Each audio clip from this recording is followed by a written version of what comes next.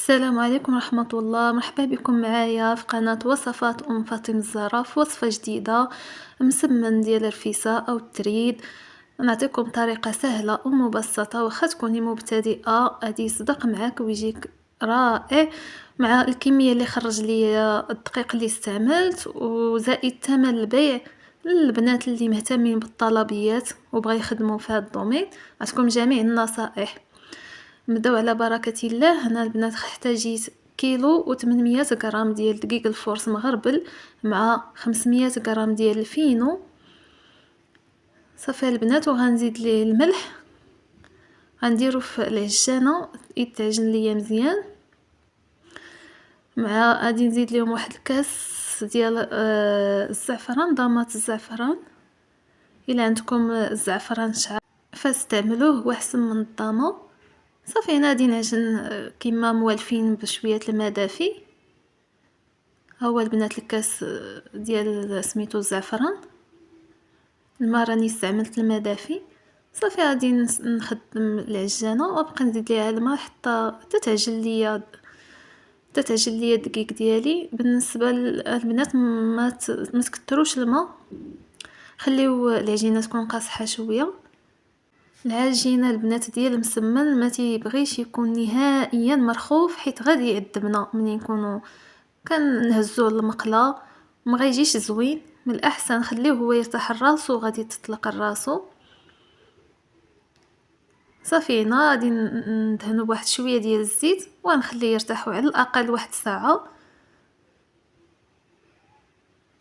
تقريبا. البنات الماء اللي هزت ليا هاد العجين يطرو وربع ديال الماء دافي باش تجمعات ليا العجينه ديالي. صافي هنا نخليها ترتاح. بما ارتاحت انا نمشي نقضي شي اشغال وحدين اخرين ونلقاها وجدت. عاد نكمل المراحل الاخرين ديالها. الا وصلتوا معايا لهنا البنات ما تنسونيش من واحد اللايك، جزاكم الله خيرا، والبارطاج اللي مالا. هو البنات هنا راه وجد وتطلق. هنا صافي غادي نستعملوا فقط الزيت، هي باش نورقوا وما نكتروهاش. هانتوما البنات كي ولات مرخوفه وكطوعنا. صافي هنا نقسم العجينه ديالي. انا راه درت دائره صغارين بزاف، نتوما ديروا على حساب المقله اللي عندكم. صافي غنستمر بهذه الكيفيه وتنكمل العجينه كاملها اللي عندي. منين غادي نكملها ان شاء الله غادي نخليهم عاوتاني غنغطيهم بواحد البلاستيكه ضروري باش ما يضربهمش البرد، ونخليهم تقريبا واحد 10 دقائق بما ارتاحوا غير شويه ماشي بزاف ونرجع ليهم. انا خليتهم باش يرتاحوا. هانتوما البنات الكميه كامله اللي خدمت ديال الدقيق. البنات هنايا غادي جربوا هذه الطريقه ديال ورق الطهي، الصراحه كيخلي اسميتها ما تتقطعش ليكم منين تبغي تهزوها، وراه ما غاديش يلصق لكم يلصق لكم في الورق الطهي، يعني عملي وزوين. صافي هنا غادي نطلق الكرات ديالي. هنا راه خليت كيسخن وبنطلقها مزيان حتى يبان لكم سطح العمل، يعني حتى بهذه الطريقه البنات كيجيكم المسمن غزال وما كيعذبكمش. شحال من مره حتى تنورقو كنبغيو نهزو كتقطع لينا. بهذه الطريقه ما غاديش تقطع وغادي يجيكم مسمن زوين بزاف. جربوها، عمليه، يمكن لكم تستغناو عليها، ولكن هي صراحه زوينه. هذه الطريقه عمليه وكتعاون. صافي نستمر بهذه الطريقه تنطلقها مزيان، تنحس بها تقرصات مزيان، خصوصا الجوانب تيبقاو هكا غلاظ نزيدو نقرصوهم مزيان. صافي وغادي نديرها باش طيب.